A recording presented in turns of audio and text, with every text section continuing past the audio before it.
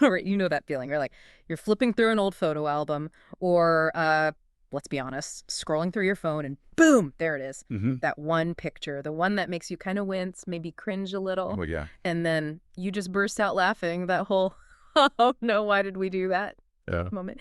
It's universal. Totally. So today, we're taking a deep dive into that wonderfully weird world of awkward family photos. This is all inspired by that fantastic book by Mike Bender and Doug Chernak. So get ready to embrace the cringe. Yeah, and what's really fascinating here, I think, is that while we'll definitely be laughing at some, pretty strange pictures, our mission today is a bit deeper. Okay. We want to unpack how these seemingly embarrassing photos, they often unintentionally reveal the real essence of family dynamics. Right. The shared experiences, the stuff that shapes us, and ultimately why we kind of secretly cherish these uncomfortable memories. So we're going to explore why family is, well, inherently awkward, how this whole thing just blew up into a global sensation, and what these pictures really mean to us. Okay, I'm intrigued. Let's unpack this. So the origin story of awkwardfamilyphotos.com. It sounded like it was surprisingly simple. Oh, totally. It launched back in April 2009. Hmm. And it was just like a handful of personal photos Mike and Doug had gathered. From friends and family. Yeah, exactly. A few quirky shots, a basic website. Yeah. And somehow they just tapped into something massive. And it just took off. It blew up, incredibly fast. A friend they knew at a radio station in Providence, Rhode Island, posted a link. Uh-huh. And within days, I felt like every radio station was talking about it. Submissions just poured in from everyone. Teens, moms, dads, grandparents, all sharing these photos of themselves like piled on top of each other, straddling trees, or just being wonderfully odd. Yeah. And the comments were amazing. Yeah. So many people saying things like, "Thank you. I thought my family was the only weird one." Huh.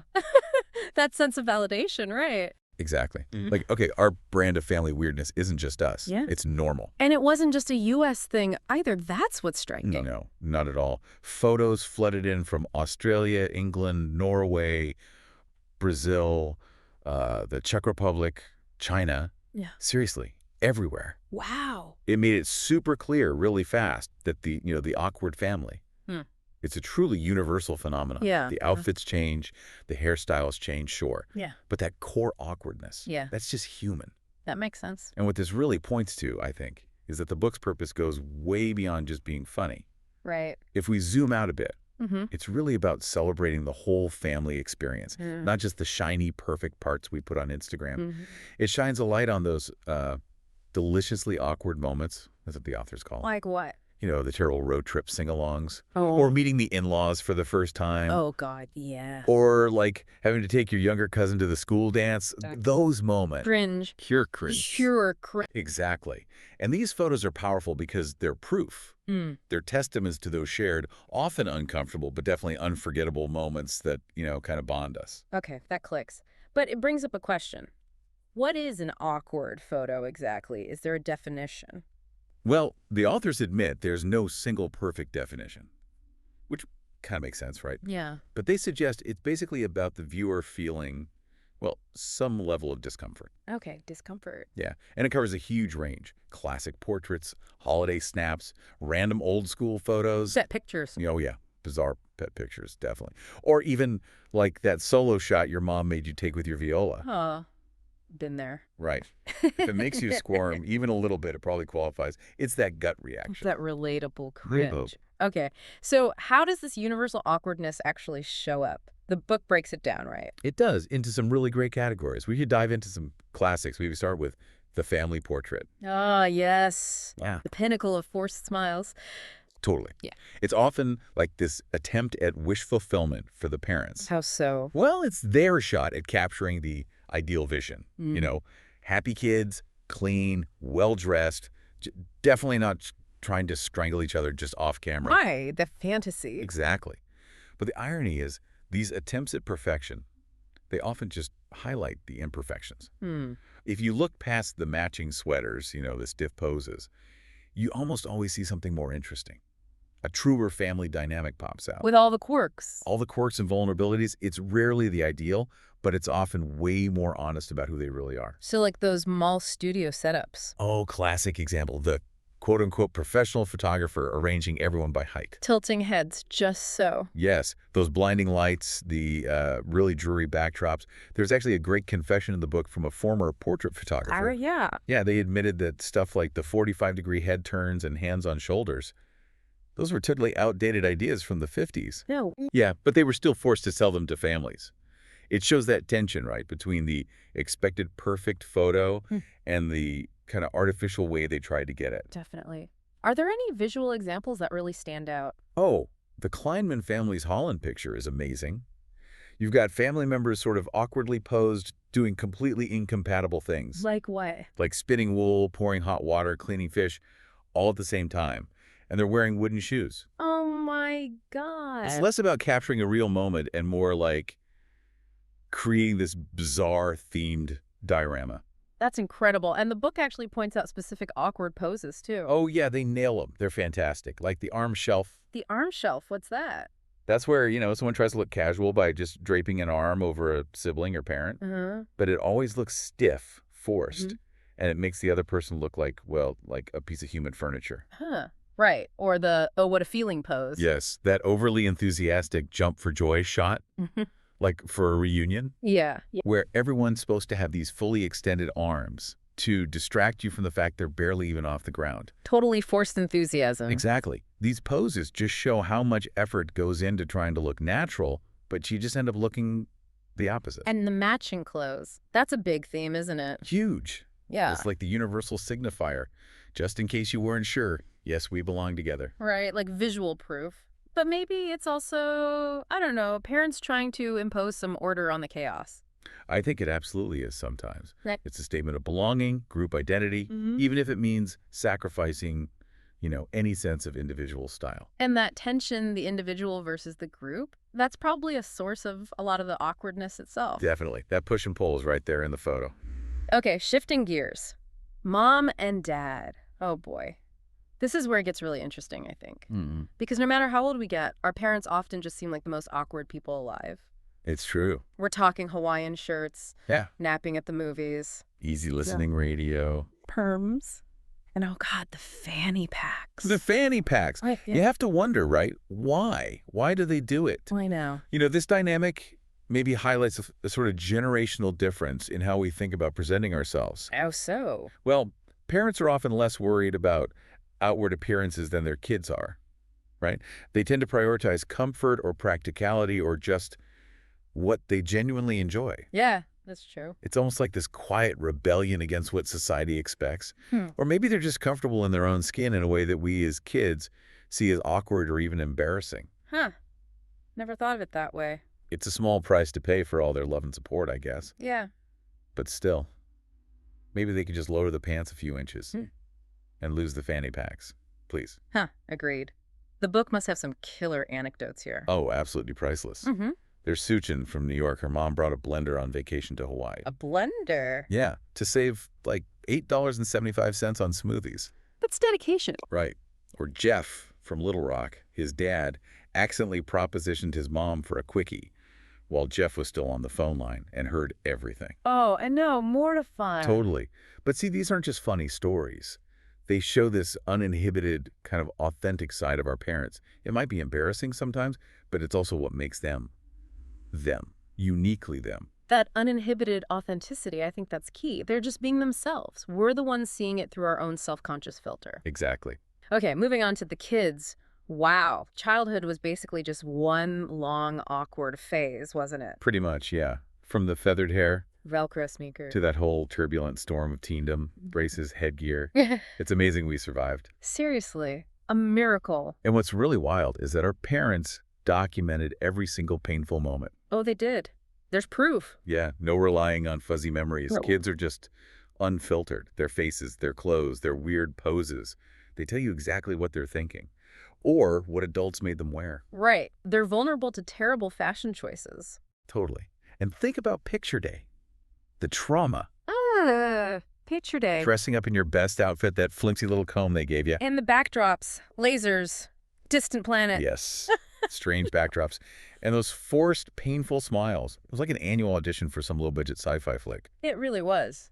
The book mentions Adriana from Dearborn Heights, Yeah. 1988 dance recital photo. Okay. Jazz hands, oversized glasses, and tights.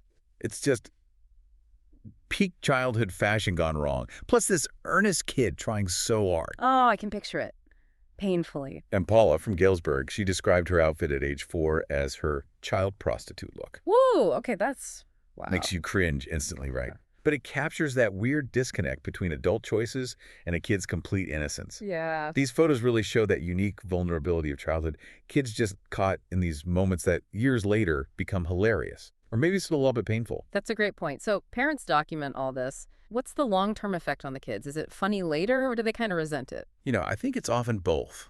At first, maybe some resentment. Sure. But over time, these photos often become these cherished things, family treasures almost. Yeah. They turn into family shorthand, Part of the shared mythology that actually makes the family stronger. Huh. Like the kid who was mortified by their, permalit in 1985. Permalit. Permalit! Right. As an adult, they might show that photo to their kids. It creates this whole lineage of shared awkwardness and laughter. It's a really powerful way to connect across generations, actually. That makes a lot of sense. Okay, next up. Siblings. Ah, siblings. Mm-hmm. The struggle is real. You hope for a teammate, right? Yeah. Someone in the trenches with you.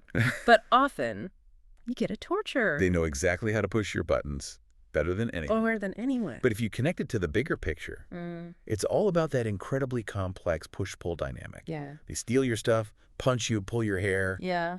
But they're also the first ones to defend you against a bully. Yeah. Or cover for you when mom and dad are mad. It's their unique way of showing love, I guess. A very unique way, a blend of war and loyalty. Exactly. Rivalry and fierce loyalty. And the photos capture it perfectly. You see siblings showing this, impressive ability to keep their hands to themselves. Barely. Through gritted teeth. Totally. Yeah. Or that absurd moment where someone says, okay, hands on each other and smile. Yeah. The tension is just radiating off the photo. Oh, I know that look. And the anecdotes. Alex from Chicago. Yeah. His parents sent out his infamous peeing in the pants photo as a Happy New Year's card. Oh, no. That's brutal. Next level sibling humiliation, right? And orchestrated by the parents. Wow. But it also becomes this story that only the family truly gets. Decades later, they can all laugh about it. Hopefully. Or Anna and Dane from Vancouver. Okay. Their photo made her brother look like a figment of my imagination. This was during their all-out teen sibling war. Uh-huh. Perfect. These photos are like physical evidence of a history only siblings share. It solidifies that bond, which often outlasts pretty much everything else. Yeah. It creates that unique family shorthand, that shared mythology. Awkward moments become badges of honor. It really is that weird balance, isn't it? Wanting to kill each other one minute, needing each other the next. Exactly. Okay, now for Grandma and Grandpa.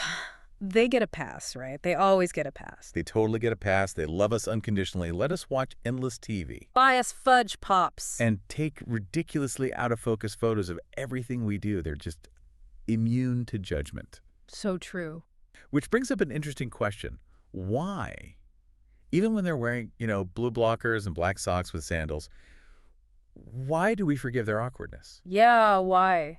I think it's precisely because that love feels so unconditional. And often, their awkwardness comes from this amazing freedom. They just don't care about societal expectations anymore. They're past trying to impress anyone. Exactly. Yeah. And that authenticity is just endearing. They're our biggest fans, even if they have a unique way of showing it, sometimes a very blunt perspective on life. Yeah. The stories must be gold. Oh, priceless.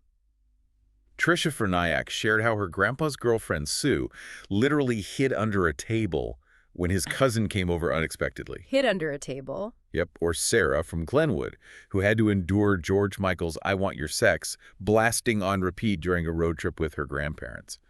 Torture. Oh, the humanity. Right. These are moments where the, let's say, wisdom and eccentricities of elders just shine through. Yeah. They create these hilarious, unforgettable situations that only they could possibly generate. It's that unfiltered grandparent energy. We cherish it. We do. It's like they've earned the right to be completely themselves, no matter how weird it seems to us. Totally. Okay, last category, but definitely not least, vacation. Vacation. Starts with such good intentions, right? Yeah. Quality family time, connection. The dream. But it quickly devolves into, Parents singing along terribly to the radio, dad getting hopelessly lost because he refuses to deviate from his strict itinerary. Oh, the itinerary. Yeah, what's fascinating here is that universal struggle, the struggle of forced... Poor son, yes. Vacations are supposed to be the perfect family time. So there's immense pressure to look like you're having the time of your lives. Even if you're miserable. Even if you're standing in front of, say, the National Archives, bored out of your skull. Then there too. And theme parks. Supposedly, these magical kingdoms, they can turn a happy family into one that's cursing each other in less than an hour. Guaranteed. Yeah, so true. It's guaranteed. It's that gap, right?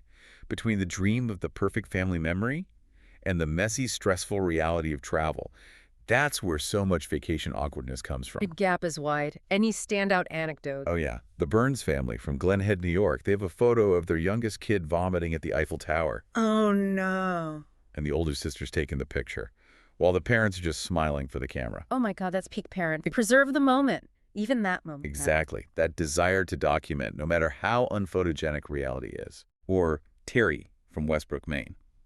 Her dad, at an Arizona border inspection, gets asked if they have any contraband. He replies, "No, but we have a little grass in the back." Oh. He meant the grass stuck in their bumper from backing into a ditch earlier. Oh, thank God. Huh. Right. These are those spontaneous, unpredictable moments. They totally define family vacations.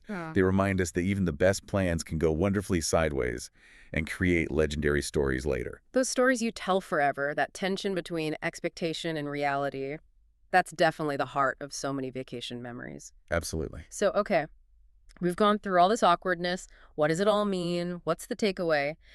The authors, Mike Bender and Doug Turnek, they sum it up perfectly, don't they? They do. They say, imagine if family were perfect. We must ask ourselves, is that what we really want? And honestly, probably, yeah. Perfection sounds pretty good sometimes. Yeah, maybe. But let's be real. Perfection. It's never going to happen. Yes. Not with family. Sure. So we really have no choice but to just embrace it. Embrace the awful, awkward mess that is family. Yeah. And once we do that, maybe we realize that the same family that makes us so unbearably uncomfortable sometimes, it's also the exact same family that makes us laugh until we cry, that makes us proud, and maybe most importantly, makes us feel loved. Yeah. Deeply loved. Yeah. These awkward photos, they aren't just funny snapshots. They're like this powerful visual record of our shared history, our resilience. On the messy bonds. Exactly. The deep, often messy bonds that connect us. They remind us that real love isn't about being perfect. It's about being perfectly ourselves, you know? Flaws and fanny packs and all. Flaws and fanny packs and all. I like that. So maybe this raises a question for everyone listening. What does your most awkwardly memorable family photo really say about the dynamics and the unique, unconditional love in your family? That's definitely something we can all take comfort in, and something for you to mull over until our next deep dive.